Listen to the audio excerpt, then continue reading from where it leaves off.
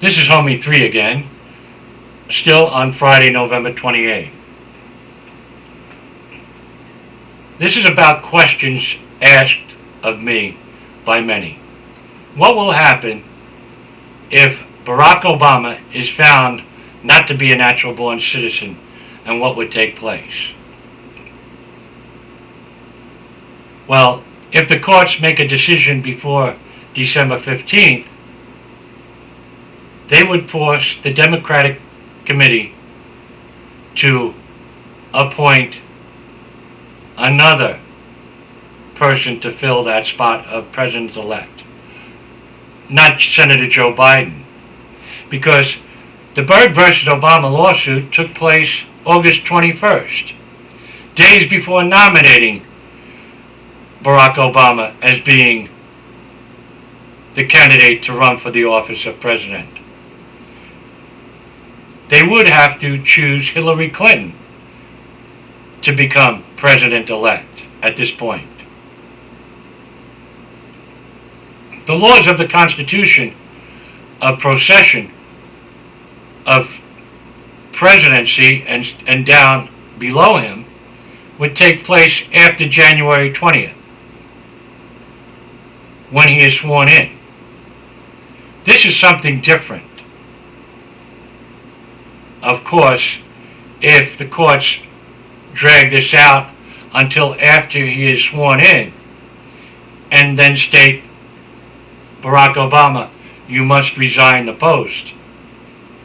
At that point, Joe Biden would become president, and he would have to pick someone or appoint somebody to fill the spot of vice presidency, and then the Congress would have to approve that appointmentship.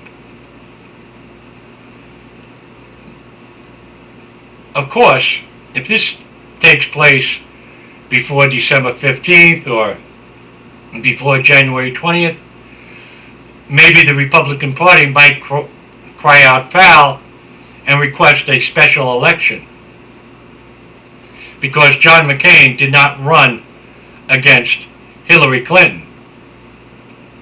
They ran against Barack Obama. Now, of course, the Electoral College also has their moment in the sun to decide of who would they vote for. They could vote for anybody when they convene on December 15th. They could vote for John McCain to be the next president of the United States. They don't have to listen to the public of the United States of who they voted for. But that's where you come in, public. You have to tell these people who they should pick by getting on the phone, sending mail letters to them. Especially, when most of the country voted for a Democratic president. Especially the most populated states of this country. This is something that's never taken place before in the history of the United States of America. Remember, the government works for you, the public, not the other way around. Think about it, ladies and gentlemen. And concerning racial strife, I doubt very much that will happen, because that's not what this is about. And I have talked to many Afro-Americans, especially the elder statesmen or elder people of each race or races in this country.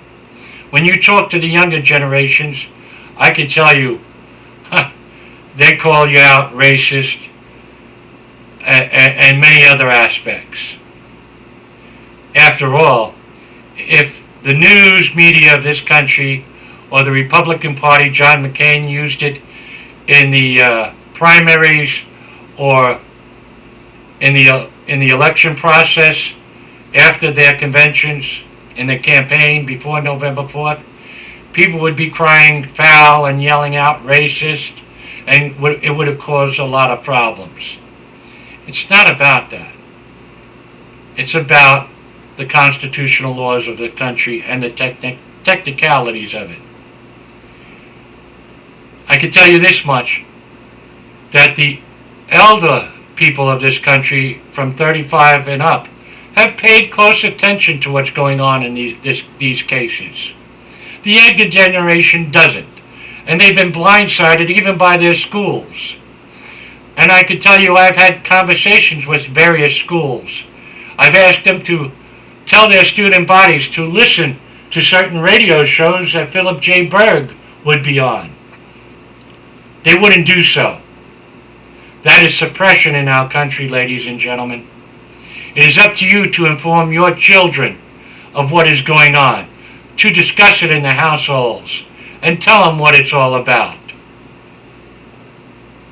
And if you're calling out racist, that I say this to the Afro-American people, or the black community, and the other communities of this country, look how many are in professional sports,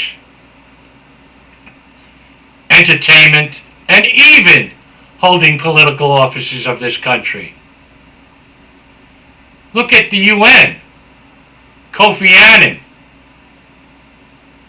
was the Secretary General of the United Nations. In other words, he was in charge. Well, and he is an African American. Now we have somebody from the Philippines, I believe. Or he is an Asian. There is no racist going on in politics. Trust me, ladies and gentlemen, no matter what color your skin is, this is about the laws of the Constitution. And if those laws aren't followed, you might as well throw it in the trash, like I said before. I don't think you would want somebody coming into this country from another country and taking over and telling you how to live and telling you the aspects if you did wrong and what the outcome would be. Think about what happens over in certain countries, that if you was to steal something, you would get your right hand cut off. If you committed adultery, you would be stoned to death, or you could lose your head by beheading. Ladies and gentlemen, this is something very important in our history of this country. It's something for you to take action to make sure this never happens. At this point, I say, may God bless, have a wonderful holiday weekend, and let's watch history unfold. Let us do something about it, ladies and gentlemen. And remember, I am not doing this to sell a book that I have written. I know people have gone to my website. I might scare people of different aspects of what prophecies are concerning our lifetime. And they are considered prediction prophecies at this time, because we have the ability to avert those prediction prophecies of destruction to the way we live and our world. Again, may God bless.